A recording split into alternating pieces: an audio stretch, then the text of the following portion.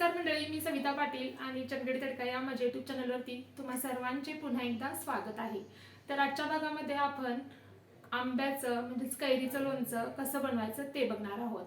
तर कमीत कमी तेलाचा वापर करून वर्षभर साठवलं जाणारं अगदी पारंपरिक पद्धतीचं आंब्याचं लोणचं कसं बनवायचं ते आजच्या व्हिडिओमध्ये आपण बघणार आहोत। तर उन्हाळा म्हटलं तर आपण वाळवणीचे भरपूर पदार्थ तर बनवतच असतो, शिवाय कैरीचं लोणचं सुद्धा भरपूर लोक बनवतात आणि प्रत्येकाची पद्धत ही वेगवेगळी असते। तर आजच्या भागामध्ये आपण पारंपरिक पद्धतीने हे कैरीचं किंवा आंब्याचं लोणचं कसं बनवायचं आणि तेही खास टिप्ससह ते बघणार आहोत। आधी तर अगदी 1 ते 2 वर्षापर्यंत टिकणारं हे पारंपरिक पद्धतीचं आंब्याचं लोणचं कमीत कमी तेलाचा वापर करून कसं बनवायचं आणि या लोणच्याचा मसाला सुद्धा आपण घरीच बनवणार आहोत। तर घरच्या घरी आंब्याच्या लोणचाचा मसाला बनवून हे पारंपरिक पद्धतीचं आंब्याचं लोणचं कसं बनवायचं ते आजच्या व्हिडिओमध्ये बघणार आहोत। चला तर मग पटकन या आंब्याच्या लोणच्याच्या रेसिपीला आपण सुरुवात करूयात। तर हे आंब्याचं लोणचं बनवण्यासाठी इथं मी एक 8 ते 9 मीडियम साईजचे आंबे घेतलेले आहेत। साधारणतः 1 किलो किंवा त्याच्यापेक्षा थोडंसं वजनाला जास्त असतील। आता हे आंबे जे आहेत ते घेताना आपण शक्यतो हाताने तोडलेले घ्यावेत किंवा अलगद झाडावरती काढलेले असावेत। बडवलेले आंबे वगैरे असतील तर त्याचं लोणचं जास्त काळ टिकत नाही। तर हे मी हाताने तोडलेले आंबे घेतलेले आहेत आणि ह्याला पाण्याखाली स्वच्छ धुवून स्वच्छ कापडानं पुसून सुकवून घेतलेलं आहे। आता आपल्याला आंब्याच्या फोडी करायच्या आहेत। तर देठाकडचा भाग सुरुवातीला कट करून टाकायचा आहे आणि आंब्याच्या आपल्याला आवडीप्रमाणे म्हणजे जशा तुम्हाला मोठ्या मीडियम किंवा छोट्या फोडी करायच्या असतील त्याप्रमाणे आंब्याचे काप करून घ्यायचे आहेत। तर आंबे अशा प्रकारे मधून कट करायचे आहेत आणि कैरीचा आतला जो मऊ भाग असतो तो सुद्धा काढून फेकून द्यायचा आहे, कारण तो जर आंब्याच्या लोणच्यात राहिला तर आंब्याचं लोणचं कडूसुद्धा होतं आणि आंब्याचं लोणचं पटकन खराबसुद्धा होऊ शकतं। त्याच्यामुळे तो कैरीमधला जो मऊ भाग असतो तो सुद्धा काढून टाकायचा आहे। आणि कैरीमध्ये कधीकधी काळपट किंवा काळ्या रंगाची घाणसुद्धा असते, तशीसुद्धा असेल तर तुम्ही कपड्यानं स्वच्छ पुसून घ्या। आता इथं मी मीडियम साईजच्या अशा प्रकारे आंब्याच्या फोडी करून घेतलेल्या आहेत आणि आंब्याचं लोणचं घालण्यासाठी आपण जी कैरी किंवा आंबे घेतो त्याच्यामध्ये ही कैरी अशा प्रकारे धरलेली असतील तर त्या आंब्याचं लोणचंसुद्धा चांगलं टिकतं आणि चवीलासुद्धा चांगलं लागतं। त्याच्यामुळे थोडीफार कैरी धरलेलेच आंबे लोणच्यासाठी वापरावेत। तर अशा प्रकारे मीडियम साईजनं हे मी एक आंबा तुम्हाला कट करून दाखवलेला आहे आणि अशाच प्रकारे राहिलेले सर्व आंबे आहेत ते मी कट करून घेणार आहे। तर इथं मी मीडियम साईजमध्ये हे सर्व एक 8-9 आंबे होते ते कट करून घेतलेले आहेत आणि पाहू शकता ह्या आंब्यामध्ये बऱ्यापैकी कैऱ्या धरलेल्या होत्या, त्याच्यामुळे अशा प्रकारच्या आंब्यांचं लोणचं हे चवीला चांगलं होतं। आता काय करायचं आहे, आपल्याला हे लोणचं जे आहे ते 1 दिवस हळद आणि मिठामध्ये मुरण्यासाठी ठेवून द्यायचं आहे। तर त्यासाठी इथं मी या आंब्यांच्या फोडींवरती 1 चमचा हळद टाकलेली आहे आणि साधारणतः 2 ते 3 चमचे होईल इतकं बारीक आपलं जे रोजच्या जेवणातील मीठ असतं ते टाकलेलं आहे। तुमच्याकडे जर मोठं मीठ असेल तर ते सुद्धा वापरू शकता। त्याच्यानंतर हे व्यवस्थित असं मिक्स करून घ्यायचं आहे, जेणेकरून आपली हळद आणि मीठ जे आपण टाकलेलं आहे ते सर्व फोडींना व्यवस्थित असं लागेल। शक्यतो मोठं भांडं घ्या, इथं मी जो बाउल घेतला तो थोडासा छोटा झालेला आहे।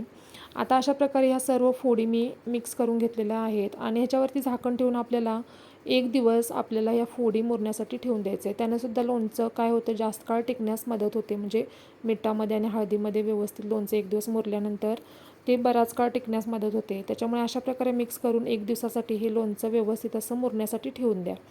तर दुसऱ्या दिवशी मी ह्याचं झाकण काढलेलं आहे आणि पाहू शकता आंब्याच्या फोडी व्यवस्थित अशा मीठ आणि हळदीमध्ये मुरलेल्या आहेत आणि आंब्याची साल जी एकदम डार्क ग्रीन कलरची होती ती थोडीशी पिवळसर अशी झालेली आहे।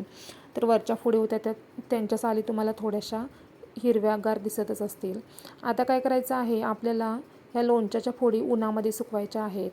तर तुम्ही एखाद्या कॉटनच्या किंवा सुती कापडावरती हे लोणचं पसरून उन्हामध्ये सुकवू शकता किंवा अशा प्रकारे परातीत किंवा एखाद्या पसरट ताटामध्ये सुद्धा तुम्ही टाकून ह्या उन्हामध्ये ठेवू शकता। तर मी ते एका परातीत आणि एका मोठ्या ताटामध्ये ह्या सर्व फोडी पसरून एक 4 ते 5 तास उन्हामध्ये सुकवून घेणार आहे, म्हणजे ह्याच्यामधलं जे अतिरिक्त पाणी आहे मिठाचं वगैरे ते आपलं थोडं कमी होईल। त्याच्यानंतर पाहू शकता इथं मीठ आणि हळदीचं जे आपलं लोणच्याचं पाणी आहे ते तळाला राहिलेलं आहे। ह्याचा वापर पाहू शकता येतो, म्हणजे तुम्हाला कसा योग्य वाटेल तसा तुम्ही करू शकता किंवा झाडांनासुद्धा टाकू शकता। आता इथं मी ह्या दोन्ही प्लेट आहेत त्या उन्हामध्ये ठेवून हे 4-5 तास सुकवून घेतलेलं आहे आणि ते एकाच परातीत मी करून घेतलेलं आहे आणि ह्या छान अशा 4-5 तास उन्हामध्ये सुकलेले आहेत। आता आपल्याला लोणच्याचा मसाला बनवून घ्यायचा आहे. तर त्यासाठी इथं मी काय केलेलं आहे, दालचिनीचे 2 तुकडे घेतलेले आहेत, अर्धा चमचा मेथी दाणे, 7 ते 8 लवंग, 7 ते 8 काळी मिरी, अर्धा चमचा जिरे, 1 चमचा धने आणि 1 चमचा बडीशेप घेतलेली आहे. आता हे सर्व मसाले आपल्याला थोडेफार तव्यावरती 1 मिनिटभरासाठी भाजून घ्यायचे आहेत. जास्त पण कलर बदलेपर्यंत भाजायचे नाही आहेत. अगदी त्याच्यातलं थोडंफार जर काही मॉइश्चर असेल तर ते निघून जावं म्हणून आपल्याला 1 मिनिटभरासाठी लो टू मिडियम फ्लेमवरती हे परतून घ्यायचं आहे. अगदी रंग बदलेपर्यंतसुद्धा भाजायचं नाही आहे. तर मॉइश्चरमुळे कधीकधी लोणचं खराब होतं. त्याच्यामुळे मी एक अर्धा मिनिटभर हे मसाले तव्यावरती परतून बाजूला काढून ठेवून दिलेले आहे. त्याच्यानंतर इथं मी अर्धी वाटी मोहरीची डाळ घेतलेली आहे. तुमच्याकडे जर मोहरीची डाळ अवेलेबल नसेल तर तुम्ही मोहरीसुद्धा वापरू शकता आणि ती मसाल्यांसोबतच भाजून घेऊ शकता. तर माझ्याकडे मोहरीची डाळ होती, मी तीच वापरलेली आहे आणि एक अर्ध्या मिनिटासाठी ती भाजून घेतलेली आहे. म्हणजे त्याच्यातसुद्धा जर काही एक्स्ट्रा मॉइश्चर वगैरे असेल तर ते निघून जाईल. त्याच्यानंतर तीसुद्धा प्लेटमध्ये थंड होण्यासाठी ठेवून दिलेली आहे. आता आपले मसाले थंड झालेले आहेत. मिक्सरचं एक छोटं भांडं घ्यायचं आहे आणि आपण जे सुरुवातीला मसाले भाजलेले होते ते थोडे जाडसर असे वाटून घ्यायचे आहेत. आता मेथीदाणे वगैरे पटकन वाटत नाहीत म्हणून हे फक्त मसाले मी मिक्सरमध्ये बारीक असे फिरवून घेतलेले आहेत. आता याच्यामध्ये टाकायचं आहे अर्धा चमचा हिंग आणि आपण जी मोहरी भाजून घेतलेली होती मोहरीची डाळ तीसुद्धा ह्याच्यात टाकायची आहे. तर मी एक 2-3 चमचे बाजूला ठेवून देणार आहे म्हणजे ती लोणच्यात वरूनसुद्धा टाकता येईल.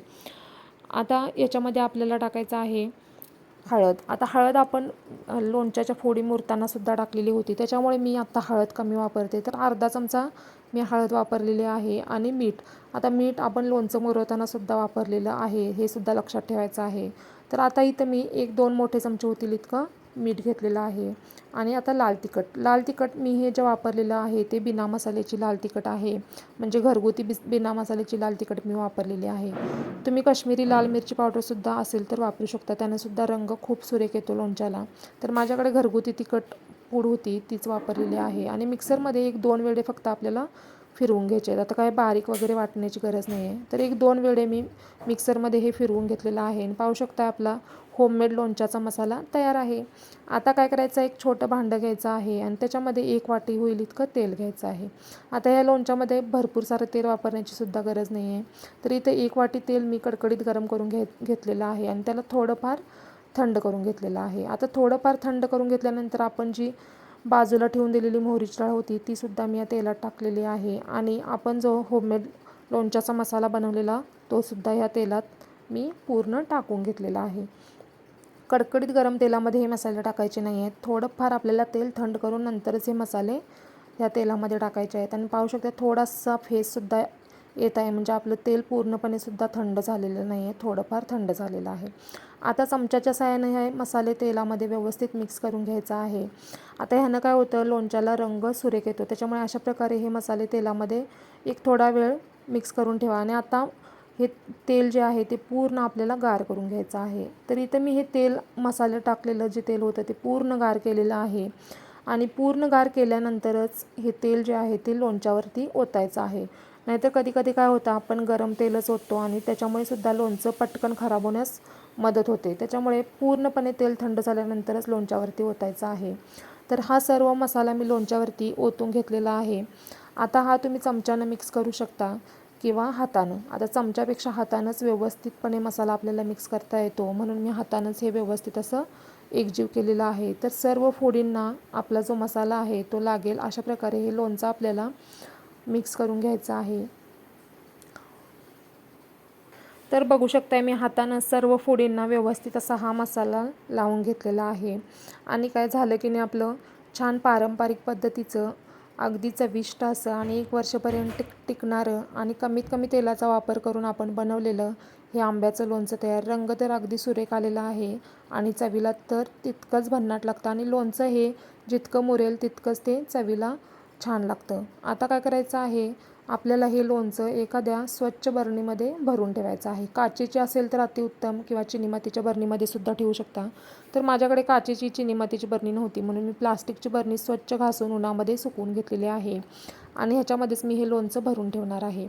तर अशा प्रकारे स्वच्छ बरणीमध्ये आपल्याला हे लोणचं भरून ठेवायचं आहे, म्हणजे ज्याच्यामध्ये पाण्याचा अंश अजिबात नसेल. त्याच्यामुळे सुद्धा लोणचं खराब होतं, म्हणजे बरणी जर स्वच्छ नसेल तर. त्याच्यामुळे स्वच्छ बरणीमध्येच हे लोणचं भरून ठेवा. चला तर मग पटकन हे होममेड मसाला वापरून बनवलेलं आंब्याचं लोणचं तुम्ही नक्की ट्राय करा आणि कसं झालेलं ते सुद्धा कमेंट्समध्ये कळवा. आणि हो, तुम्हाला अशाच आणखीन कोणत्या रेसिपीज बघायला आवडतील ते सुद्धा कमेंट्समध्ये कळवा. चला तर मग पटकन रेसिपी ट्राय करा आणि झटकन माझ्या चॅनलला लाईक करा, शेअर करा आणि सबस्क्राईब करायला सुद्धा विसरू नका. धन्यवाद.